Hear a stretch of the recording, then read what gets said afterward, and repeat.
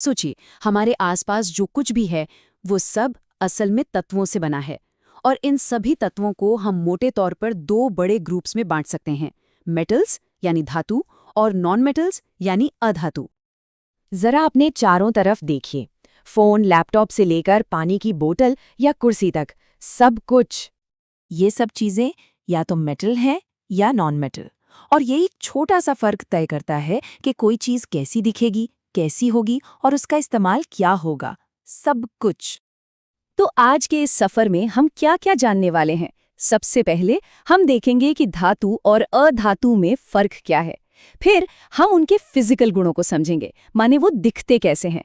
उसके बाद हम उनके केमिकल गुणों और रिएक्टिविटी सीरीज की बात करेंगे।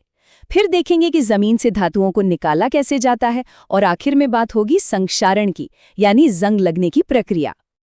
चलिए शुरू करते हैं पहले हिस्से से, धातु बनाम अधातु। आखिर ये बंटवारा किया किस आधार पर गया है? ये सब उनके फिजिकल और केमिकल गुणों का खेल है। तो एकदम जड़ से शुरू करें तो सारा फर्क आता है उनके एटॉमिक स्ट्रक्चर से। देखिए, मेटल्स की आदत होती है इलेक्ट्रॉन देने की, और ऐसा करके वो पॉजिटिव चार्ज वाले आयन बन जाते हैं। वहीं दूसरी तरफ नॉन मेटल्स की फितरत होती है इलेक्ट्रॉन लेने की, और वो बन जाते हैं नेगेटिव चार्ज वाले आयन। बस इलेक्ट्रॉन का यही लेना देना ही उनकी पूरी कहानी तय करता है। चलिए अब आते हैं उन चीजों पर जिन्हें हम आसानी से देख सकते हैं, छू सकते हैं, यानी कि इनकी फिजिकल प्रॉपर्टीज पर। तो इस टेबल पर एक नज़र डालते हैं। मेटल्स चमकदार होते हैं, हार्ड होते हैं, और उनमें एक खास गुण होता है, मैलिबिलिटी। मतलब उन्हें पीट पीट कर पतली चादरों में बदला जा सकता है। सोचिए, एल्यूमिनियम फॉयल या गहने इसी गुण की वजह से बनते हैं। और तो और वो डक्टाइल भी होते हैं, यानी उन्हें खींचकर पतले तार बनाए जा सकते हैं। लेकिन साइंस की खूबसूरती ही अपवादों में है। कुछ बड़े मज़ेदार एक्सेप्शंस हैं, जैसे मरकरी यानी पारा, है तो मेटल पर रूम टेम्परेचर पे लिक्विड होता है। या फिर आयोडीन को देखिए, है तो नॉन मेटल पर उसमें गजब की चमक होती है, बिल्कुल मेटल्स जैसी। और ग्रेफाइट, पेंसिल की नोक वाला ग्रेफाइट, है नॉन मेटल पर बिजली का अच्छा कंडक्टर है। यही चीजें दिखाती हैं कि प्रकृति के नियम कितने कॉम्प्लेक्स और दिलचस्प हैं। और डक्टिलिटी की बात करें तो ये फैक्ट सुनिए।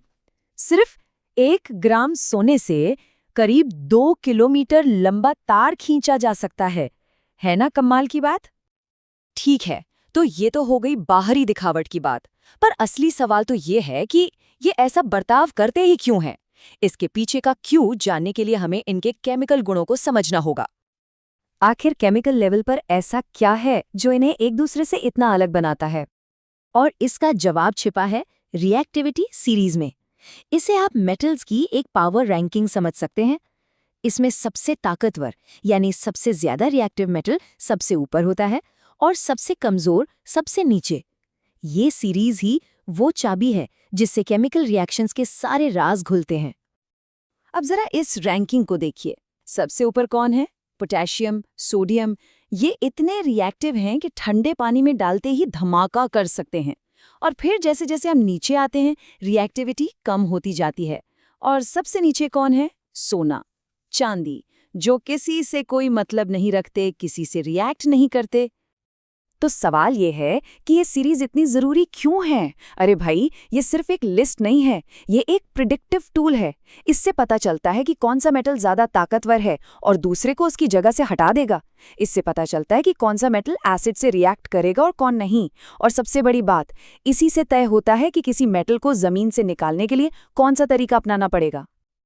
तो चलिए अब इसी ज्ञान का इस्तेमाल करते हुए चलते हैं जमीन के अंदर और देखते हैं कि अयस्क यानी ओर से शुद्ध धातु कैसे निकाली जाती है। इस पूरी प्रक्रिया को कहते हैं मेटलर्जी। मेटलर्जी कोई एक स्टेप का काम नहीं है।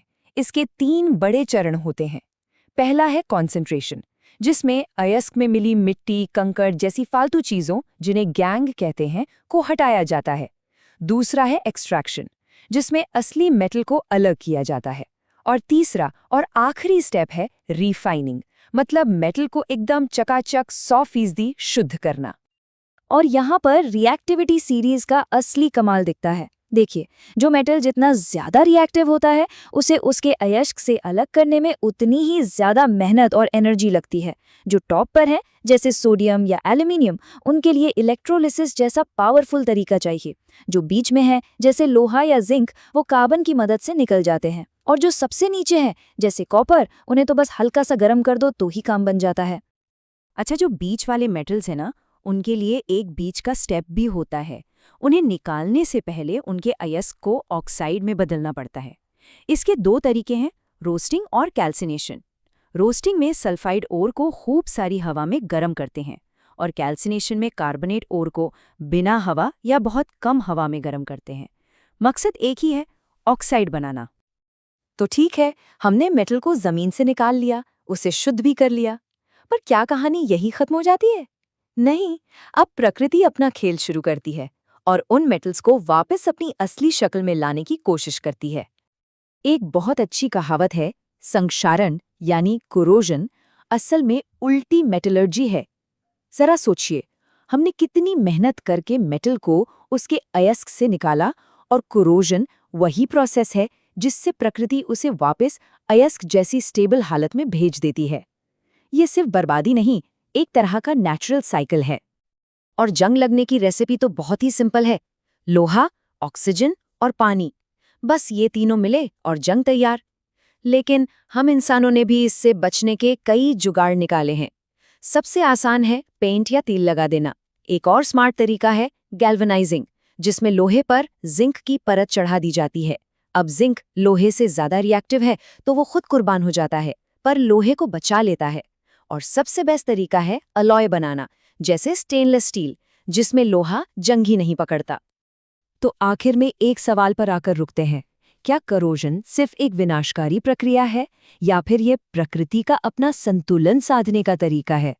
ये एक कभी न खत्म होने वाली खींचतान है इंसानी कोशिशों और प्रकृति की वापसी के बीच।